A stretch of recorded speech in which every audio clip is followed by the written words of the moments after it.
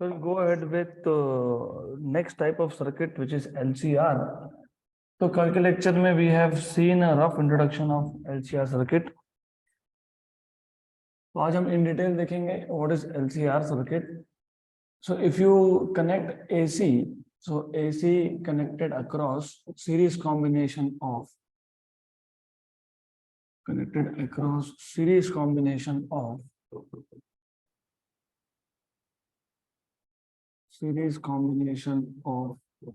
pure inductor, capacitor and resistor. तो last lecture में मैंने हाफ पार्ट इसका कवर किया था. We will repeat over again. तो व्हाट वी हैव इज हमारे पास एक सर्किट है जिसमें हमने तीनों ही कनेक्ट कर दिए, inductor, capacitor and resistor. Why? Because sometimes ऐसा हो सकता है in a circuit that you need to have no lead no lag. मतलब आपको प्योरली रजिस्टर सर्किट चाहिए, हो सकता है. Maybe you need a circuit in the same circuit at some instant of time. आपको ऐसा चाहिए that current should lead and EMF should lag, मतलब capacitive. Maybe it is required that at certain instant of time you need EMF to lead and current to lag, मतलब inductive circuit. तो हम तीन component series में लगा देंगे तो एक सिंगल सर्किट तीनों ही काम करेगा. तो I'll connect inductor, then I'll connect a capacitor, then I'll connect a resistor here. So you have an inductor and you have a capacitor and you have a resistor. और इन तीनों के across आपने connect कर दिया alternating source of voltage. तो you have alternating source of voltage, sine wave, EMF is E. ये है inductor of self inductance L, capacitor C and resistance R. तो आपको पता होना चाहिए कि जब आप एक सोर्स कनेक्ट करते हो अक्रॉस सम कंपोनेंट्स, क्योंकि यहाँ पे तीन कंपोनेंट है अब, तो what you must remember is, आपको पता होना चाहिए, हमने जब डीसी देखा था, डीसी सर्किट में अगर मेरे पास एक वोल्टेज का सोर्स है और तीन रेजिस्टेंसेस है, तो पहले रेजिस्टेंस के अक्रॉस पोटेंशियल ड्रॉप होता है, उसको हम लोग V1 बोलते हैं, दूसरे के अक्रॉस V2, तीसरे के अक्रॉस V3. तो total potential voltage supplied is equal to sum of potential drops. तो यहाँ पे सम तो नहीं ले सकते हो. क्यों नहीं ले सकते? उसका रीजन है, जब आप डीसी कनेक्ट करते हो तो आप बोलते हो V equal to V1 plus V2 plus V3, where V is supplied voltage, V1 is drop across R1, V2 is drop across R2, V3 is drop across R3. उसमें आप डायरेक्टली सम लिखते हो क्योंकि उस केस में लीड लैग का कोई concept ही नहीं है. तो there is no lead lag concept there. DC current में अल्टरनेटिंग करंट है नहीं, तो लीड लैग का कोई क्वेश्चन ही नहीं है वहां पे. लेकिन यहाँ पे you have to be very careful, क्योंकि यहाँ पे क्या होगा, अगर मैं रेजिस्टेंस के अक्रॉस देखूं तो ड्रॉप ऑफ पोटेंशियल तो है, लेकिन there is no lead no lag. अगर मैं कैपेसिटर के अक्रॉस देखूं तो ड्रॉप ऑफ पोटेंशियल तो होगा ही ईएमएफ का, बट लीड लैग का प्रॉब्लम हो जाता है. तो करंट यहाँ पे क्या करता है, करंट लीड करता है, ईएमएफ लैग करता है. अक्रॉस इंडक्टर उल्टा होता है, करंट लैग करता है और ईएमएफ लीड करता है. तो that is the problem here. तो पोटेंशियल ड्रॉप मतलब EMF drop across inductor is EL and across capacitor is EC and across resistance is ER. साथ में additionally what I will do is, मैं यहाँ पे इसी डायग्राम में फेजर भी ड्रॉ कर दूंगा, so you will get a better idea about what is happening. देखो तीनों ही केसेस में मैंने आपको पहले ही बताया था कि what I am going to do is, मैं करंट का डायरेक्शन फिक्स करने वाला हूँ. कौन सा डायरेक्शन रहेगा करंट का? X axis, along X axis. Very good. तो यहाँ पे मैंने ले लिया करंट का direction, this is X axis. तो ये करंट का डायरेक्शन है. जैसे I एंड रिमेंबर, क्योंकि ये सीरीज है तो सीरीज में करंट सबसे सेम ही आता है. कैपेसिटर में कौन लीड करता है? करंट. और इंडक्टर में EMF. तो तीनों केसेस में मैंने फिक्स कर दिया direction of current.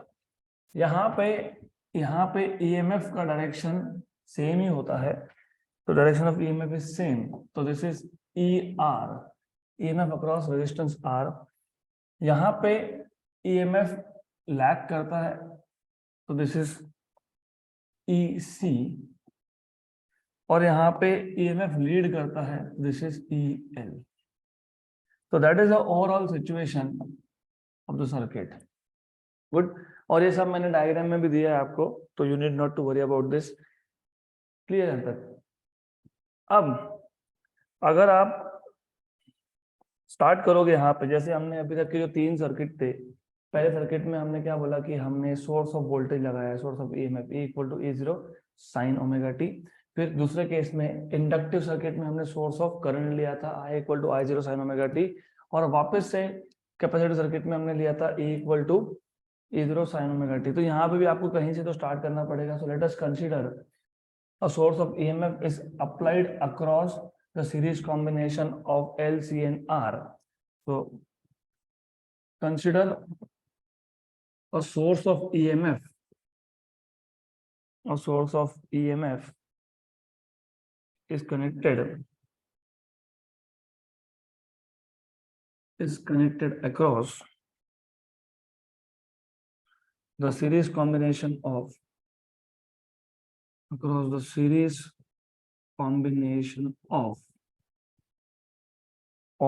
L, C and R. तो ये जो हमने कनेक्ट किया है इसको हम लिखेंगे E equal to E0 sine omega t. Let us say equation number 1। आप करंट के इक्वेशन से भी स्टार्ट कर सकते हो, कोई दिक्कत नहीं है। I will tell you at the last कि अगर आप करंट के इक्वेशन से स्टार्ट करते हैं तो फिर इक्वेशंस में चेंज क्या आता है वो बाद में देखेंगे। अब अगर आपको ओहम्स लॉ याद है, राइट, तो V इक्वल टू IR, तो यहाँ पे V तो नहीं है, यहाँ पे 3 E है। एक है ER, एक है EL और एक है EC। तो V इक्वल टू IR, तो E equal to IR, EC equal to IXC और EL equal to IXL, where XC and XL are capacitive reactance and inductive reactance। हमने कल ही देखा था capacitive reactance is the resistance offered by capacitor to AC circuit to AC current, and XL is the inductive reactance, that is the resistance offered by the inductor to AC current। और current यहाँ पे I है, तो where I is the current through to L, C and R। Good, यहाँ तक clear. अब इसका अगर आपको फर्दर एनालिसिस करना है तो you can not go ahead without phasor diagram, क्योंकि यहाँ पे देखो as I told you, DC circuit का बात अलग होता है। डीसी सर्किट में आप डायरेक्टली लिख देते हो supplied potential, supplied voltage equal to V1 plus V2 plus V3। यहाँ तुम E equal to EL plus EC plus ER लिख नहीं सकते because of phasors, because current lead lag हमको देखना पड़ेगा। तो अगर मैं ये सारे फेजर्स को कंबाइन करके एक सिंगल डायग्राम पे दिखा दूं, तो सबसे पहले as I told you, I will fix up the direction of current that is along x. और अगर आप यहाँ देख रहे हो करंट और ईएमएफ सेम डायरेक्शन में है फॉर रेजिस्टेंस, तो ये आ गया आपके पास ER, this is ER, and current का डायरेक्शन भी यही है I, this is the direction of current also I। then you have EL here, क्योंकि इंडक्टेंस के केस में EMF लीड करता है, तो ये आ गया EL। And you have EC downwards, यहाँ आ गया आपका EC, क्योंकि इस केस में कैपेसिटर के केस में करंट लीड करता है, EMF लैग करता है। तो अब इन टोटल हमारे पास बनते हैं 3 केसेस। एक होता है EL इक्वल टू EC। अगर EL इक्वल टू EC है तो EL वेक्टर और EC vector will cancel out each other, तो उस केस में हमारे पास सर्किट बन जाएगा resistive, no lead no lag. दूसरा केस बनता है जो हम डिस्कस करने वाले हैं, let EL is greater than EC। अगर EL ग्रेटर देन EC है तो EL और EC इन दोनों वेक्टर्स का रिजल्टेंट जो आएगा वो अलोंग EL आएगा, तो ये आ जाएगा resultant of EL and EC। इसको मैं बोल दूंगा EL माइनस EC। और ये करने के पीछे रीजन ये है because of course you know कि दो वेक्टर एक दूसरे को अपोजिट डायरेक्शन में हो तो रिजल्टेंट क्या होता है, along the bigger vector. bigger कौन है? EL. That is why. तो अगर आप ओवरऑल अब देखोगे तो मैं EC और EL वेक्टर को डायग्राम में भी दिखाऊंगा नहीं. Why not? Because of course हमारा काम हो गया ना. EL और EC का आपने रिजल्टेंट ले लिया तो वापस क्यों दिखाना है उसको. तो अगर आप यहां से EL और EC को हटा दो तो ये बन गया आपके पास अब phasor diagram. There are two vectors starting from the same point. Actually, three vectors. तो रिजल्टेंट कहाँ जाता है? along the diagonal. कौन सा law? Parallelogram law of vector addition. लेकिन अगर आपको याद होगा पैरेललोग्राम लॉ हो या ट्रायंगल लॉ हो तो उस केस में एक कंडीशन था. कंडीशन क्या था? Both the vectors should represent same physical quantity. दो वेक्टर सेम पॉइंट से स्टार्ट हो तो रिजल्टेंट अलोंग डायगोनल होता है. बात सही है, लेकिन कंडीशन ये है कि both the vectors must represent same physical quantity. तो फिलहाल मैं करंट वेक्टर को साइड में ले लेता हूँ. ये बाद में वापस यूज करेंगे लेकिन फिलहाल नहीं. तो ये आ गया करंट वेक्टर, मैंने सिर्फ साइड में कर लिया. अब EL माइनस EC ये EMF है, ER भी क्या है? EMF है. तो इन दोनों का जो रिजल्टेंट होगा वो जाएगा यहाँ पे. ये रिजल्टेंट किसका है? EL माइनस EC और ER का. तो ये रिजल्टेंट क्या है? EMF. This is resultant EMF. Clear है सर? तो अब आप वापस से करंट को अपनी डायरेक्शन पे लेके आ जाओ. ऐसा क्यों? I will tell you. क्योंकि हमारा अल्टीमेट एम क्या होता है ऐसे सर्किट्स में? हम पहले सर्किट से एक ही चीज फाइंड करने की कोशिश कर रहे हैं, that is who is leading and who is lagging. तो ये सारा आपने सॉल्व करने के बाद what do you see? Who is leading? EMF is leading. Who is lagging? Current is lagging. पर यहाँ पे जो फेज एंगल है वो π/2 नहीं है. अनलाइक इंडक्टर का केस था जिसमें फेज डिफरेंस π/2 था, कैपेसिटर का केस था जिसमें फेज डिफरेंस π/2 था. यहाँ पे ऐसा नहीं है. यहाँ पे करंट लैग कर रहा है, EMF लीड कर रहा है बाय एंगल π. क्लियर? तो therefore EMF leads current by how much? by phi. Right? तो अगर EMF लीड कर रहा है तो कौन लैग कर रहा है? करंट लैग कर रहा है. तो therefore current is given by I equal to I0 sin of omega t minus phi. यहाँ पे माइनस फाइव क्योंकि यहाँ पे करंट लैग कर रहा है, that is why minus five. यहाँ तक क्लियर? गुड. अगर उल्टा होता मतलब EC ग्रेटर देन EL होता तो उस केस में रिजल्टेंट आता डाउनवर्ड्स, मतलब EC minus EL will be downwards. अगर EC माइनस EL डाउनवर्ड्स है तो जो EC माइनस EL और ER का जो रिजल्टेंट है वो फोर्थ क्वाड्रेंट में आता. अगर वो फोर्थ क्वाड्रेंट में आता, ये E वेक्टर आता, तो कौन लीड करेगा? करंट. तो अगर करंट लीड करेगा तो फिर यहाँ क्या लिखोगे? प्लस लिखोगे. That is why you have to be very careful. Difficult बिल्कुल नहीं है, इजी है. तो मैं आपको इन शॉर्ट समरी बता देता हूँ. अगर आप E के इक्वेशन से स्टार्ट कर रहे हो E0 sin ओमेगा t और अगर करंट लैग कर रहा है तो I equal to I0 sin omega t minus 5. अगर आप EMF के इक्वेशन से स्टार्ट कर रहे हो E0 sin ओमेगा t और अगर करंट लीड कर रहा है तो I0 sin omega t plus 5. अगर आप करंट के इक्वेशन से स्टार्ट करते हो I equal to I0 sin omega t और EMF लीड करता है तो E equal to E0 sin omega t plus 5. अगर आप करंट के इक्वेशन से स्टार्ट करते हो I0 sin ओमेगा t और EMF लैग करता है तो E0 sin omega t minus 5. तो ऐसे इक्वेशन बनेंगे. तो आपके नोट्स में मैंने दोनों इक्वेशन लिख के दिए. मैंने लिखा है E equal to E0 sin omega t plus minus 5 and I equal to I0 sin omega t plus minus 5. तो it is just to give you a rough idea कि हम EMF के इक्वेशन से भी स्टार्ट कर सकते हैं, हम करंट के इक्वेशन से भी स्टार्ट कर सकते हैं. और LCR सर्किट में इट्स नॉट नेसेसरी कि EMF ही लीड करेगा. तो दैट इज द रीजन हमने LCR इन तीनों को सीरीज में क्यों लगाया। रीजन ये था कि मुझे कभी कभी सिचुएशन ऐसा चाहिए जिसमें current and EMF should not have lead lag. तो वो कैसे करते हो देखेंगे आगे। और we need in one case EMF should lag and current should lead, और I may need EMF should lead and current should lag. तो ये जो सर्किट है ना, तो दैट इज द थिंग कि एक ही सर्किट तीनों काम कर देगा हमारे लिए। तो हमने देखा जो हमने EMF लगाया है वो क्या है, E0 sin omega t। Drop of potential मतलब EMF across inductor is IXL, across capacitance is IXC and across resistance is IR।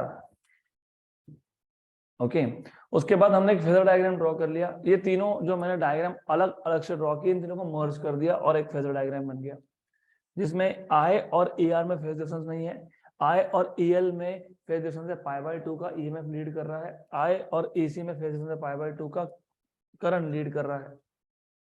अगर हमने देखा तो अभी इसमें तीन केसेस बन जाते हैं फिर।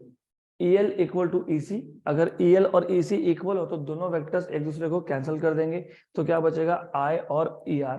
तो नो लीड नो लैग, मतलब circuit will behave like a resistive circuit. दूसरा केस है EL ग्रेटर देन EC, तो रिजल्टेंट जाएगा in the direction of EL, और EL माइनस EC और ER का रिजल्टेंट जाएगा इन द फर्स्ट क्वाड्रेंट, मतलब EMF इज लीडिंग करंट। तो ये सर्किट बिहेव करेगा as if it is a inductive circuit. Then अब ये सब करते कैसे है, सिर्फ ट्यूनिंग करना पड़ता है, फ्रीक्वेंसी चेंज करना पड़ता है आपको, हम आगे देखेंगे। सिर्फ फ्रीक्वेंसी चेंज किया तो तुम उसी सर्किट को रेजिस्टिव बना सकते हो, तुम उसी को इंडक्टिव बना सकते हो, तुम उसी को कैपेसिटिव भी बना सकते हो, only by changing the frequency of the supply source. हमारे यहाँ पे 50 हर्ट्ज आता है सप्लाई। देन अगर उल्टा केस होता, EC ग्रेटर देन EL होता, तो resultant EC minus EL will be downwards, तो resultant EMF will be in the fourth quadrant. इसका मतलब current will lead and EMF will lag. तो यहां तक आइडिया एकदम क्लियर होना चाहिए। Is it clear? देन अब अगर ये पता है, अब एक क्वेश्चन ये आता है कि जब हमने सिर्फ रेजिस्टिव सर्किट देखा था तो हमने बोला resistance R is the resistance offered to the AC current by the resistor. फिर हमने जब इंडक्टिव सर्किट देखा हमने बोला XL which is equal to omega L is a quantity which has a dimensions of resistance, उसका unit भी ohm है। तो वहां पे रेजिस्टेंस तो था नहीं, वहां पे क्या था, सिर्फ इंडक्टेंस। तो व्हाट वी सेड इज कि ये ऐसा क्वांटिटी है which offers resistance to AC current, तो उसका नाम क्या दिया था हमने, इंडक्टिव रिएक्टेंस। फिर in case of capacitive circuit, capacitor जब लगाया था तो XC विच इज 1/ωc, ये एक ऐसा क्वांटिटी आता है which is like resistance which has the dimensions of resistance. तो हमने बोला this quantity offers resistance to AC current, और उसको हमने बोला था कैपेसिटिव रिएक्टेंस। तो अब क्वेश्चन ये है कि फिर ये जो सर्किट है LCR सर्किट जो है मेरे पास, इस LCR सर्किट ये टोटल रेजिस्टेंस कितना ऑफर करेगा करंट को। अगर रेजिस्टेंस होता तो R ऑफर करता, कैपेसिटेंस होता तो XC ऑफर करता रेजिस्टेंस, और अगर इंडक्टिव होता तो XL। अब तो तीनों ही साथ में है। तो next question is what is the total resistance offered by the circuit to the AC current. तो वो कैसे फाइंड करते हैं, यहाँ पे ज्यादा सिंपल पड़ता है वो। तो क्योंकि हमारे पास ऑलरेडी फेजर डायग्राम है, तो फेजर डायग्राम ही हमको हेल्प करता है to find out what is the total resistance offered by the circuit to the AC current. तो वो कैसे फाइंड करते हो, एक्सट्रीमली सिंपल केस। मैं फिलहाल इसको यहाँ से हटा देता हूँ, फिलहाल मैं करंट को हटा देता हूँ।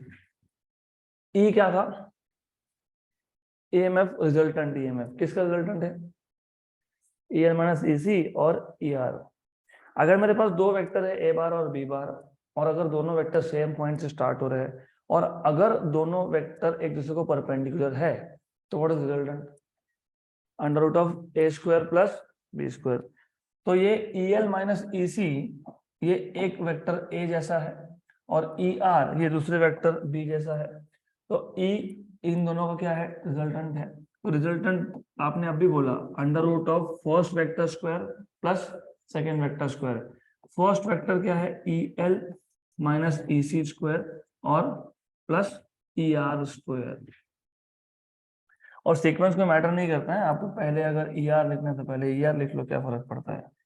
तो E R square plus E L minus E C का स्क्वायर। सीक्वेंस कहाँ मैटर करता है, जब बीच में माइनस साइन हो तब।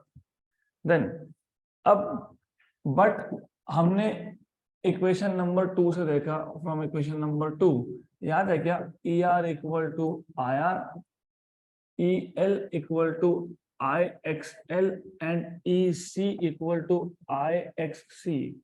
Therefore, you have E equal to under root of I square R square plus I XL minus I XC का square.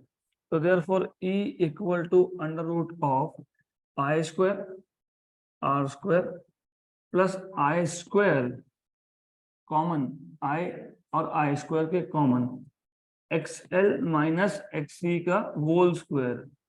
यहाँ पे केयरफुल रहना, यहाँ पे ये नहीं तो XL square minus XC square लिख दोगे, that is not right. I square आ जाएगा दोनों में से कॉमन और रूट के बाहर, तो आपको मिल जाएगा E equal to I under root of R square plus X L minus X C का स्क्वायर। तो ये जो क्वांटिटी है, ये जो अंडर रूट के अंदर क्वांटिटी है R square plus XL minus XC square, R square plus X L minus X C square, इसको आप बोलते हो Z, and this is called as impedance of the circuit. This is called as impedance of the circuit. Therefore you have E equal to I Z. और ये जो impedance of the circuit है, that is the total resistance offered by the circuit, सब मिला के। देखो यहाँ पे आर भी है, यहाँ पे एक्सएल भी है, यहाँ पे एक्ससी भी है। तो impedance is the total resistance offered by the circuit to AC current। तो अभी ये 4 वर्ड्स याद रखना, रेजिस्टेंस और रेजिस्टेंस है। रिएक्टेंस में 2 रिएक्टेंस है, एक है इंडक्टिव रिएक्टेंस, एक है capacitive reactance. Inductive reactance inductive circuit में आता है जहां पे इंडक्टर रेजिस्टेंस ऑफर करता है एसी करंट को। कैपेसिटिव रिएक्टेंस ये कैपेसिटिव सर्किट में आता है जहां पे कैपेसिटर ऑफर करता है रेजिस्टेंस टू एसी करंट। और इम्पेडेंस ये आता है एलसीआर में। तो यू हैव इम्पेडेंस हियर। तो मैं लिख देता हूं just for your convenience, I just write it down. What is impedance? Impedance is the total resistance offered by the circuit, कौन सा circuit? LCR circuit, to AC current. So impedance is the total resistance, impedance is the total resistance offered by which circuit? LCR circuit to AC current, to AC current। अब एक चीज जो important है लेकिन normally आपके book में या notes में होता नहीं है, लेकिन आपको जेई नीट के लिए लगता है, दैट इज इम्पेडेंस ट्रायंगल। तो इफ यू रिमेंबर, अभी हमने देखा, just now we have seen, ये जो रिजल्टेंट ईएमएफ था ये आता है along the diagonal.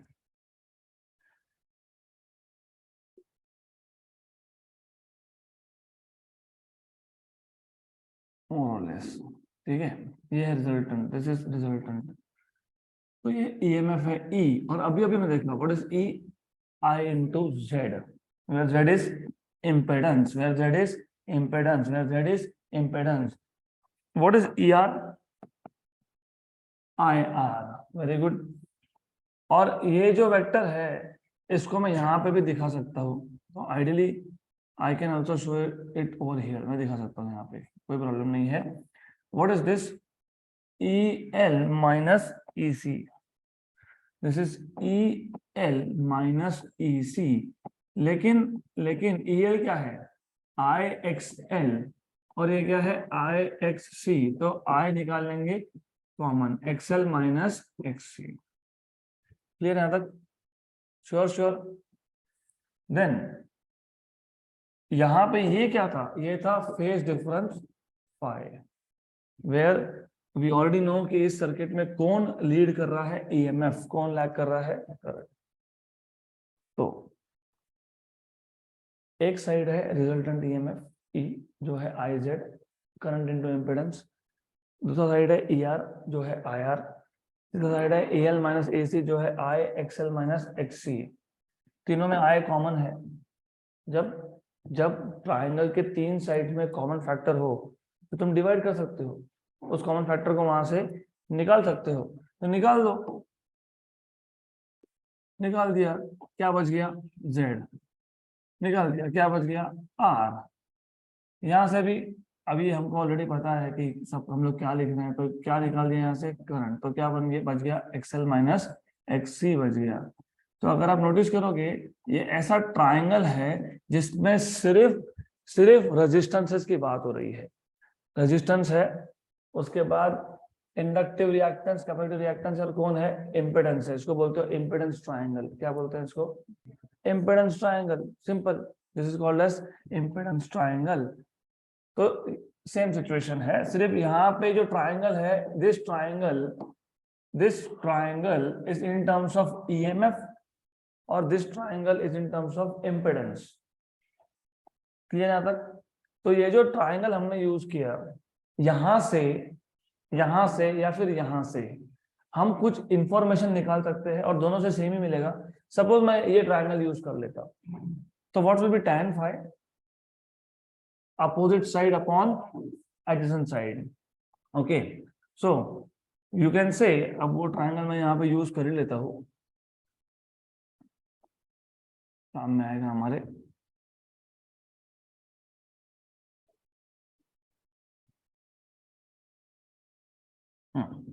Okay, so from this triangle you can take tan phi, which is opposite side.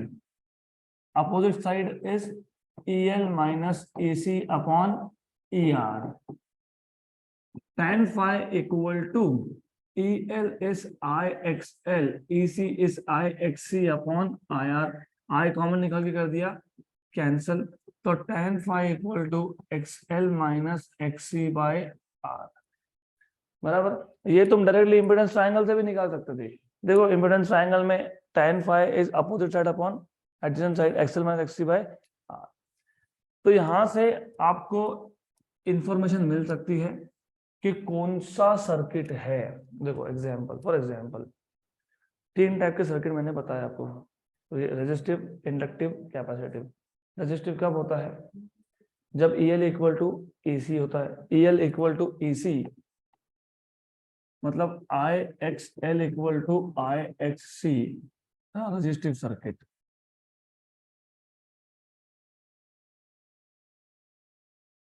मतलब XL equal to XC, XL equal to XC डाल दोगे तो tan phi हो जाएगा 0।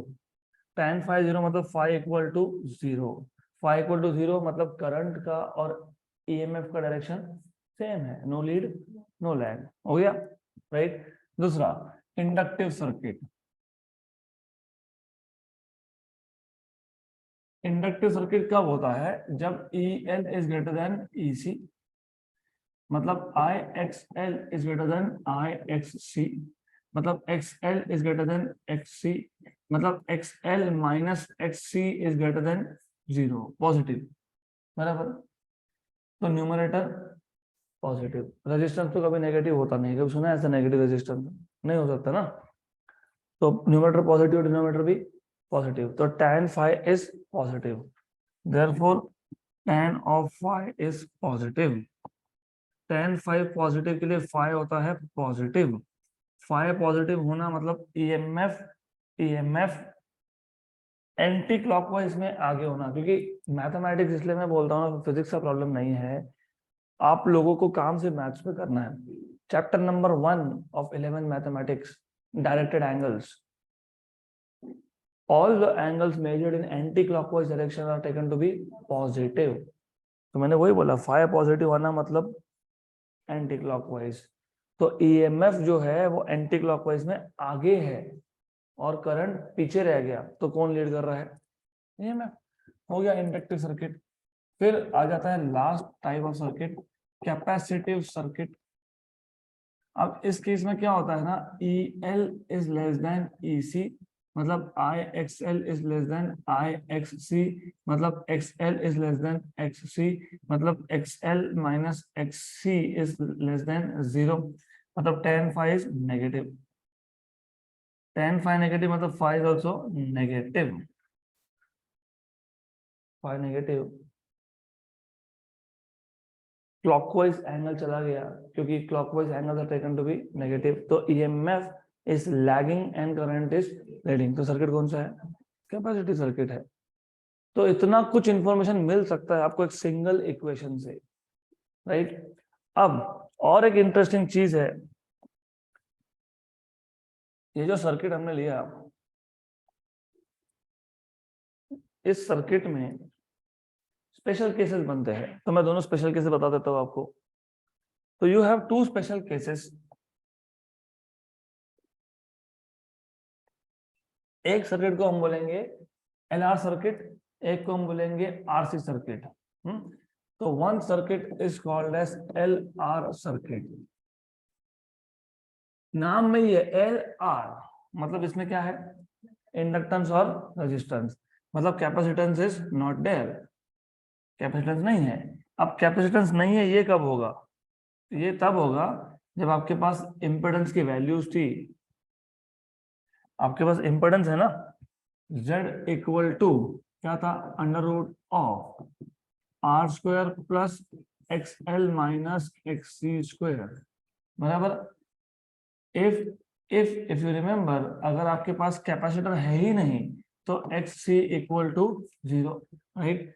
Therefore Z equal to under root of R square plus XL square, इसको आप बोलते हो LR सर्किट, क्योंकि सिर्फ इंडक्टर है और रेजिस्टेंस है, there is no capacitor, capacitor circuit में है ही नहीं, तो सर्किट क्या होगा, LR सर्किट होगा। क्या होगा ये, LR सर्किट होगा।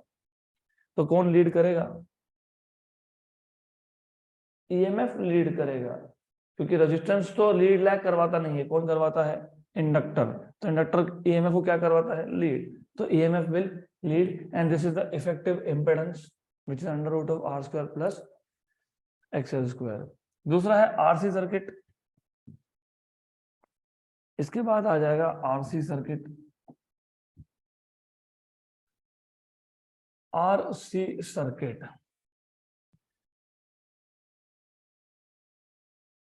Special case number 2, RC circuit. तो इस केस में कौन नहीं है, इंडक्टर नहीं है। इंडक्टर नहीं है तो जो इम्पिडेंस में आपने लिखा था under root of R square plus XL minus XC square, तो यहाँ पे XL 0 है, XL is 0, therefore Z equal to under root of R square plus XC square. यहाँ पे EMF लैग करेगा, करंट लीड करेगा, so this is called as RC circuit. Clear. तो ये हो गया हमारा सारा का सारा theory of LCR circuit, important है और इसको जितना मैंने बताया है उतना ही करो, इजी है बहुत। Do not run after too many things, it is too simple. सिर्फ थोड़ा सा आइडियाज क्लियर हो तो अपने आप समझ में आएगा सब कुछ। Then next topic is power in AC circuit. Power in AC circuit,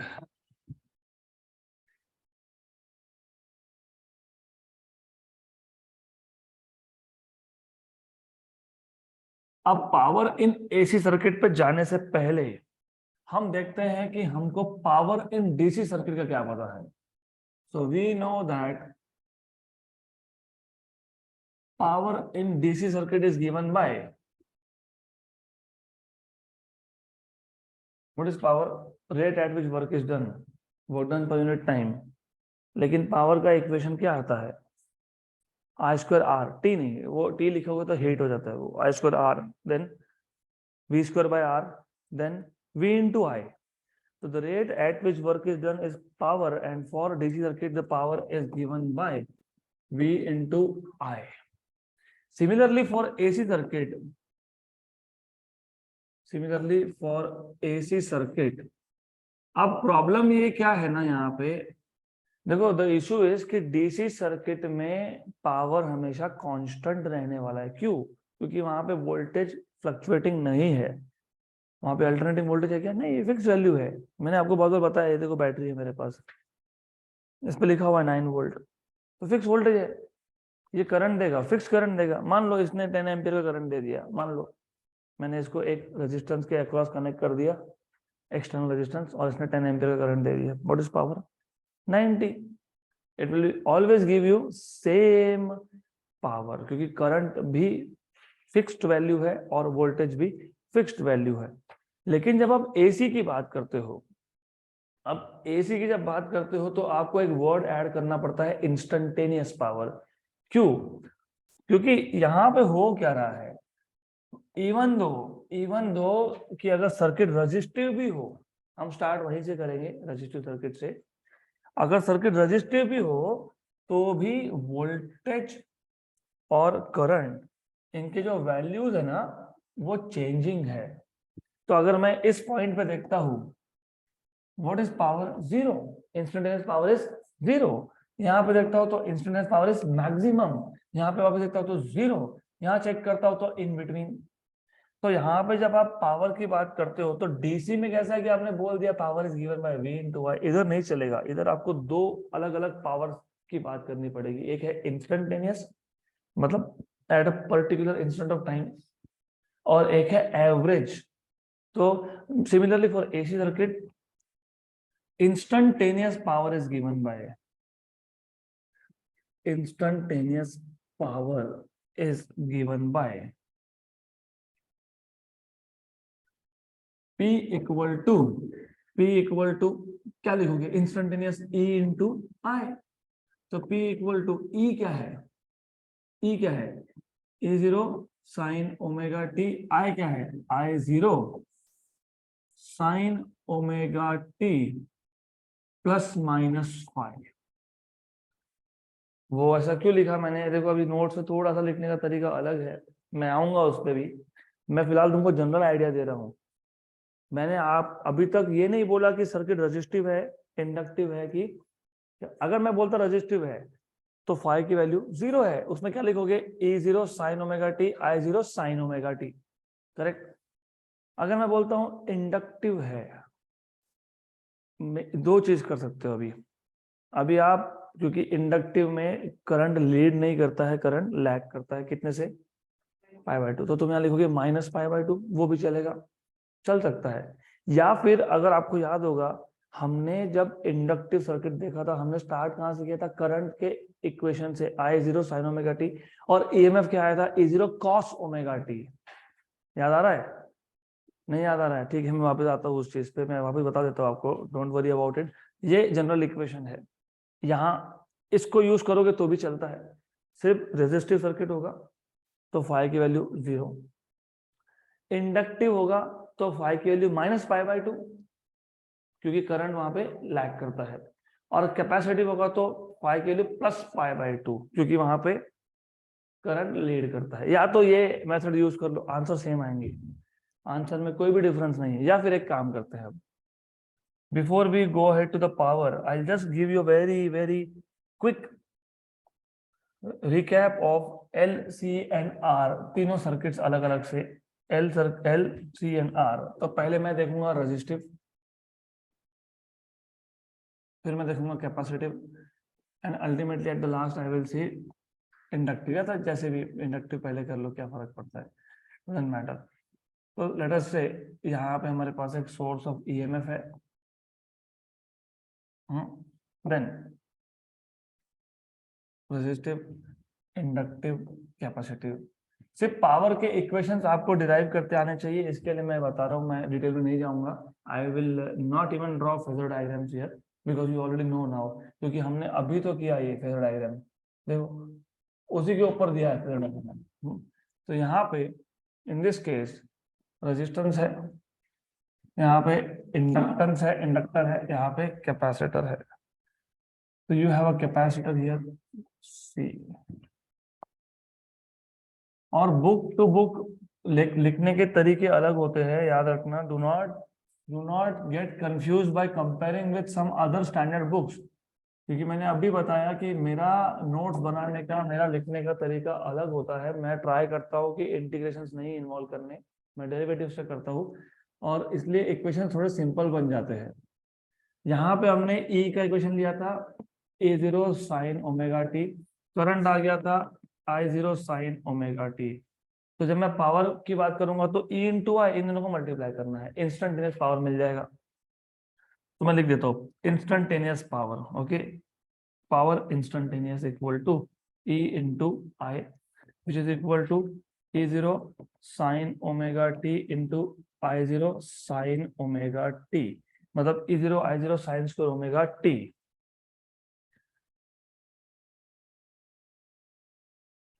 You will have this is equal to E0 I0 sine square omega t. यहाँ पे आप स्टार्ट करते हो I equal to I0 sine omega t से, और आपको E मिल जाता है E0 कॉस ओमेगा टी। आप इसलिए बोलते हो कि EMF is leading and current is lagging. तो यहाँ पे अगर तुम इंस्टेंटेनियस पावर की बात करोगे तो इंस्टेंटेनियस पावर यहाँ पे आएगा वापस से EI मतलब E0 I0 sine omega t cos omega T, ये आ गया इंस्टेंटेनियस। बराबर। यहाँ पे you start with E equal to E0 sin omega t and you get I equal to I0 cos omega t, तो you get instantaneous power equal to वापस से वही E0 I0 sin omega t cos omega t। बराबर। अब एक चीज और समझ लो, जहां पे इंस्टेंटेनियस पावर सेम आए वहां एवरेज पावर भी सेम होता है। और आप देखोगे ये भी जीरो है, वो भी जीरो है, एवरेज पावर। ये इंस्टेंटेनियस है। इंस्टेंटेनियस मतलब at a given instant of time. Average मतलब एवरेज ओवर वन साइकिल, और वन साइकिल पे एवरेज हम लोग कर सकते हैं क्योंकि पावर की बात कर रहे हैं यहाँ पे। यहाँ पे हमको कंपेयर नहीं करना दो सिग्नल को। जब दो सिग्नल को कंपेयर करना था तो हमने पहले हाफ साइकिल लिया था, क्योंकि एक साइकिल पे एवरेज क्या हो रहा था, जीरो। बराबर, करेक्ट। फिर हमने बोला कि ये प्रॉब्लमेटिक काम है, क्योंकि हम अगर हाफ साइकिल पे ले रहे हैं तो फिर हाफ साइकिल हमको एग्जैक्ट इन्फॉर्मेशन देता नहीं है सिग्नल का। हमको आधे ही साइकिल का इन्फॉर्मेशन मिल रहा है, आधे का मिल नहीं रहा। फिर हमको क्या चाहिए, फुल साइकिल पे एवरेज चाहिए। फुल साइकिल पे एवरेज के लिए ऐसा क्वांटिटी चाहिए जो डायरेक्शन पे डिपेंड नहीं करता। EMF हाफ साइकिल में पॉजिटिव था, हाफ साइकिल में नेगेटिव था, मतलब डायरेक्शन डिपेंडेंट है। करंट भी हाफ साइकिल पॉजिटिव था, हाफ साइकिल नेगेटिव था, डायरेक्शन डिपेंडेंट है। फिर हमको मिला एक इक्वेशन हीट का I स्क्वायर आर टी, तो I स्क्वायर है वहां पे, मतलब दैट इज डायरेक्शन इंडिपेंडेंट। फिर हमने फुल साइकिल की एवरेज की और उसको बोल दिया RMS वैल्यू। वो वैल्यूज होती है टू कंपेयर टू सिग्नल्स। यहाँ पे एवरेज पावर जो है इसको तुम कंपैरिजन के लिए भी यूज कर सकते हो। आप बोल सकते हो कि दो सर्किट जो है वो एवरेज पावर कितना देते हैं, लेकिन एवरेज पावर कभी भी फुल साइकिल पे होता है। तो एवरेज पावर के लिए तुम फुल साइकिल पे एवरेज करोगे। और again I am saying derivations exactly replicate होंगे, जो नोट्स में दिया वैसा ही होगा, ऐसा नहीं है। क्योंकि अगर आप देखोगे, अभी दिखाऊंगा मैं आपको, वहां पे एवरेज ओवर टाइम पीरियड किया है 0 to t।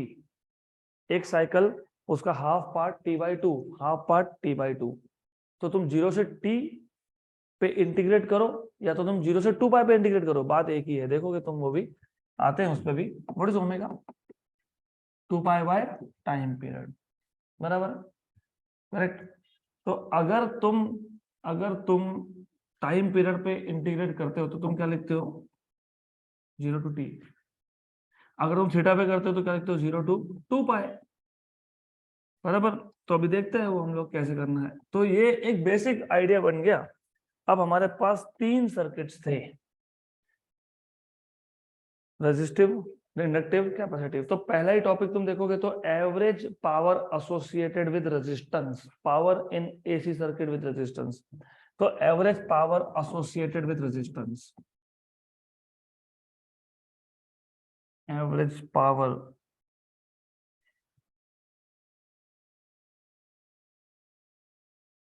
associated with resistance। ये बहुत सिंपल सा केस है, तीनों ही सिंपल केस है इनफैक्ट। तो पहले स्टार्ट करो इंस्टेंटेनियस पावर से। तो we know that instantaneous power is given by instantaneous power is P instantaneous equal to E into I. यहाँ पे मैंने अभी बताया E होता है E0 sine omega T, I होता है I0 sine omega T.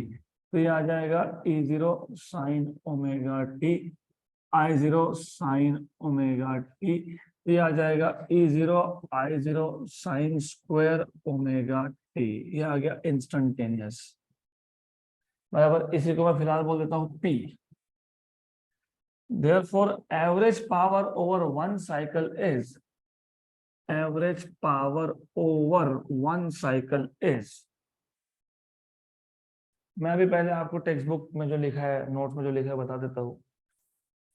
Average का तो वही सब फंडा है जो हमने एवरेजेस निकाले थे। कैसे निकाले थे averages? Sum of total upon total number of readings, बराबर। तो यहाँ पे भी वही करोगे। तुमको क्या करना है? एवरेज करना है। किसका एवरेज करना है? पावर का। तो average power equal to, average power करना है ना, पावर का इक्वेशन क्या आया? E0 I0 sine square omega T. E0 I0 क्या है? कांस्टेंट्स है आउटसाइड इन। ये किस पे करोगे? Average sign square omega T. अब इसके आगे दो मेथड बन जाती है। एक जो मैं तुमको पहले बताई, what is omega T? Theta. तुम अगर थीटा लिखते हो तो एवरेज किस पे करते हो? थीटा पे, मतलब 0 to 2 पाई। लेकिन अभी अभी इनको क्या शौक है वो टाइम पीरियड में लिखने का, मुझे पता नहीं। मैं दोनों करके बता दूंगा। E0 I0, इसका डेफिनेशन है एवरेज का, integration sine square omega T D T from 0 to t upon integration D T from 0 to t। ये डेफिनेशन है। तुमने सिर्फ साइन स्क्वायर थीटा लिखा था तो डी थीटा लिखा था, 0 to 2 पाई लिखा था। यहाँ पे भी तुमने जब थीटा लिखा था तो 0 to 2 पाई लिखा था, सिंपल। तो E0 I0, अब आपको पता होना चाहिए साइन स्क्वायर का एवरेज हमेशा होता है हाफ। साइन स्क्वायर कितना होता है एवरेज? हाफ। लेकिन अगर इंटीग्रेशन का वेरिएबल t है और लिमिट 0 से t है तो ये आता है t/2। इसको आप सॉल्व नहीं करोगे तो भी चलता है। तो what is integration 0 to t sine square omega T dt? t/2, बराबर। क्लियर? और ये क्या है? t है, ये t है ना, क्यों? हाँ, तो सिंपल सिंपल ये t है, लिख दो। Since integration 0 to t sine square omega t dt equal to t/2 and integration dt 0 to t equal to t। tt हो गया कैंसल, तो E0 I0 अपॉन 2, बराबर। Now can I write down E0 I0 by 2 as E0 by root 2 I0 by root 2? Yes. तो average power P average, देखो ये इसी को मैं बोल दूंगा P एवरेज, इसी को मैं बोल दूंगा P एवरेज, क्योंकि बुक में ऐसा नोटेशन है तो मैं ऐसे लिखता हूँ अभी। तो what is P average? E0 by root 2 I0 by root 2।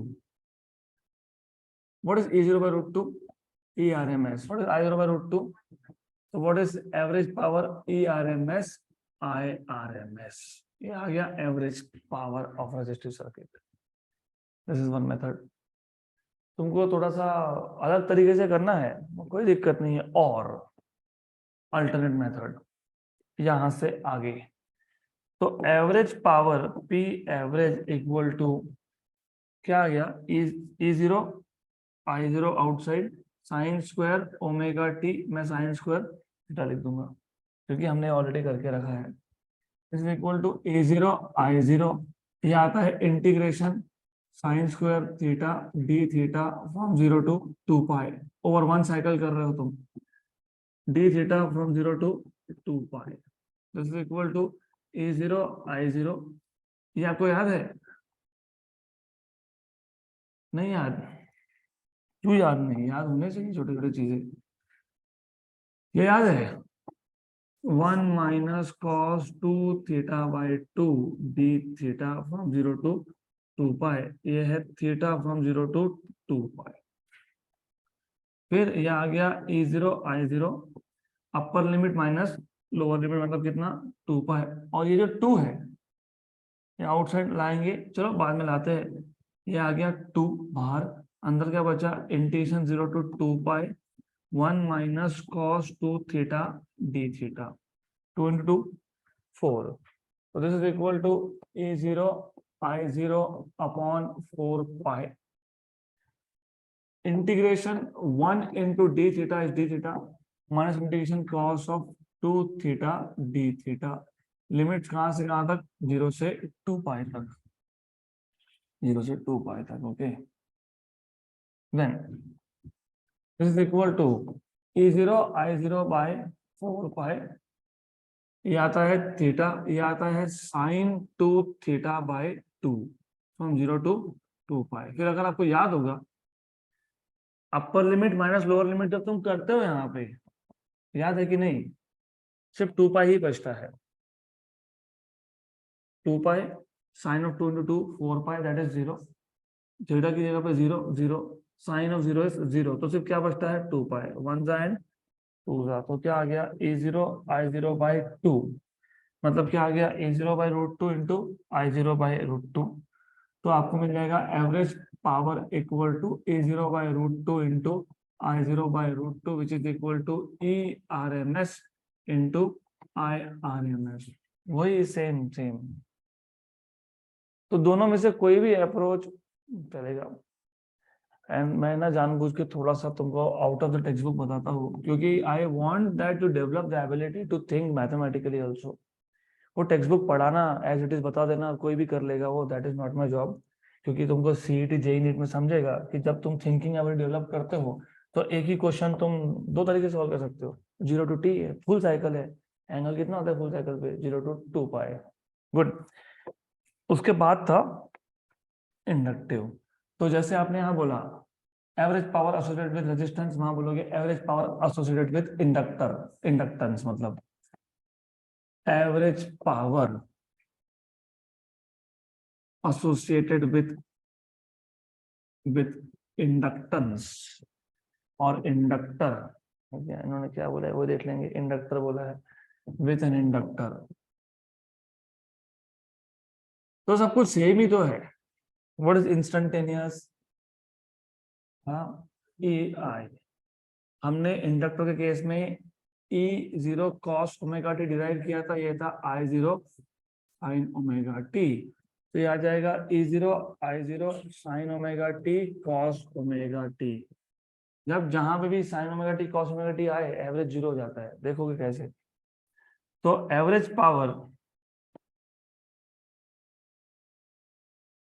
Power equal to E0 I0 sin omega t cos omega T,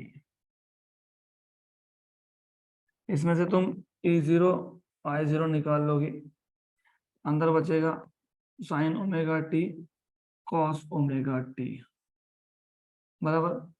देखो मेरी आदत है मैं थीटा डोमेन में ही काम करता हूँ, मैं टाइम डोमेन में मेरे को जमता नहीं है थोड़ा सा, क्योंकि कॉम्प्लिकेशन बढ़ जाते हैं, तो नोट्स आपके पास है वो टाइम डोमेन से सॉल्व किया है, मैं किस में करूंगा थीटा, तो आपको दोनों कंपेरिजन भी मिल जाएगी, ऐसा नहीं है कि कर नहीं सकते, but I don't like it, मुझे पसंद नहीं है तो मैं वो करता नहीं हूँ फिर, तो ये आ जाएगा साइन थीटा कॉस थीटा, बस मैंने थीटा ओमेगा टी की जगह क्या लिख दिया theta is equal to E0 I0, लेकिन एवरेजिंग का प्रोसेस सेम ही रहता है हमेशा, एवरेज मतलब integration sine theta cos theta d theta 0 से 2 pi upon integration D theta 0 से 2 पाई, क्लियर यहां तक।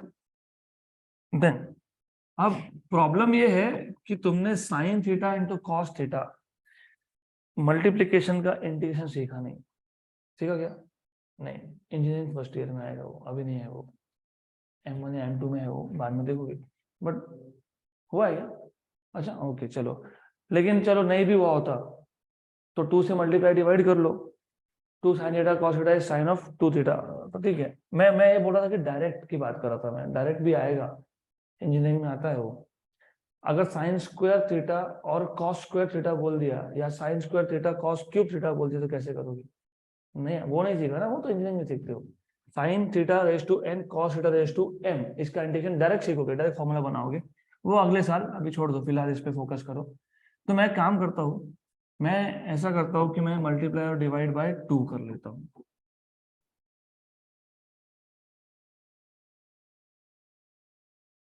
तो फिजिक्स और मैथ्स और केमिस्ट्री दोनों का ही कंटिन्यूएशन, तीनों का कंटिन्यूएशन है इंजीनियरिंग में। यहाँ जो सीखोगे उसके ही आगे का है सब। ओके, तो ये अभी सॉल्वेबल फॉर्म में आ गया, ये आ गया E0 I0 by 2, 0 to 2 pi sin of 2 theta, 2 sin theta cos theta is sin of 2 theta d theta upon 2 pi minus 0, upper limit minus lower limit. E0 I0 by 2 into 2 pi. Okay, sin of 2 theta का integration minus cos of 2 theta by 2 from 0 to 2 pi. So this is equal to E0 I0 upon 2 into 2 4 into 8 pi. मैंने negative sign को कर लिया absorb, negative sign को absorb किया तो limit हो जाएंगे इंटरचेंज। अब upper limit minus lower limit, तो you will have this equal to E0 I0 upon 8 pi, then cos of 2 into 0 minus cos of 2 into 2 pi. E0 I0 upon 8 pi cos of 0 minus cos of 4 pi. What is cos 0? 1. What is cos of 4 pi? 1. E0 I0 upon 8 pi 1 minus 1, that is equal to average power is 0. Clear? Similarly, मैंने क्या बोला, जहां पे instantaneous power आए same, वहां पे average power भी होता है सेम। तो जो तीसरा पार्ट है इसका, average power associated with capacitor, same है, राइट? तो वो हम लोग करेंगे नहीं, हमसे बोल देंगे similarly average power associated with a capacitor,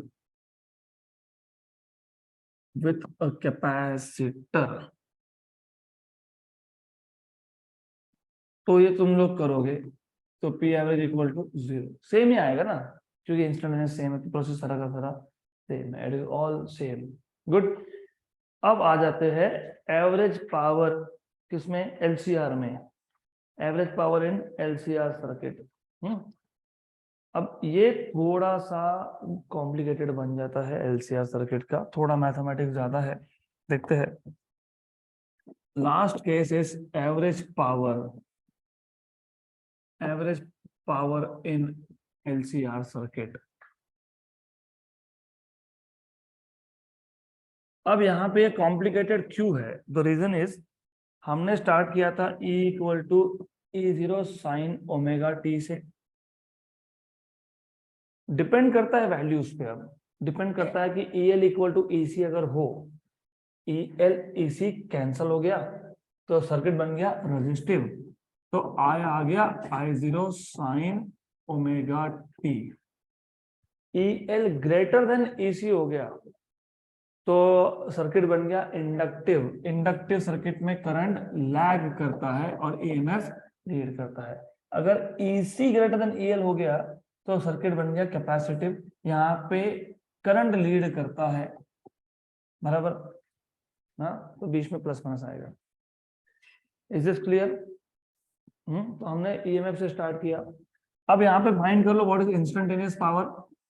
instantaneous power is equal to, कैसे लिखोगे, E इंटू आई, तो आ जाएगा E0 साइन ओमेगा टी और I0 sine of omega t plus minus Y.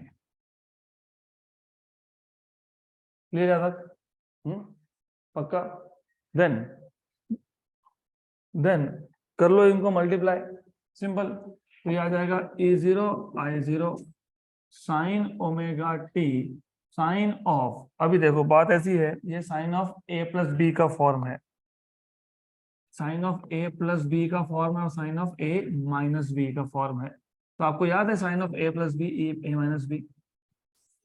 अगर sine of A plus B हो तो sine A cos B plus cos A sine B. Sign of omega t cos of pi plus plus cos omega t sine pi plus cos omega t sine pi. Sine A cos B plus cos A sine B. Minus हो तो यहाँ पे आएगा minus.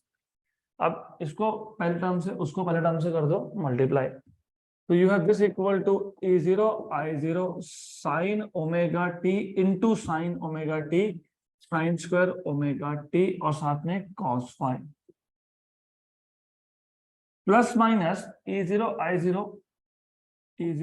I0 sine omega t cos omega t sine of phi sine of phi sine of phi.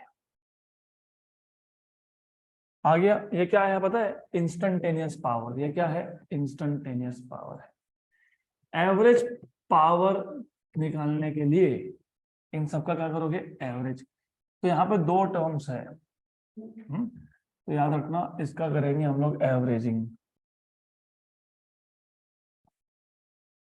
इसका पूरे का होगा average, और जब इस पूरे का एवरेज होगा तो दो टर्म्स है तो दोनों का क्या होगा? एवरेज होगा। तो आप पहले टर्म का कर लोगे एवरेज,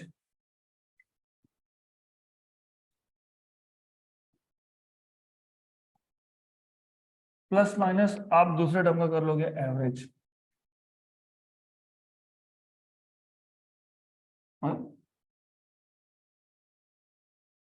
तो दूसरे टर्म का भी कर लोगे आप एवरेज।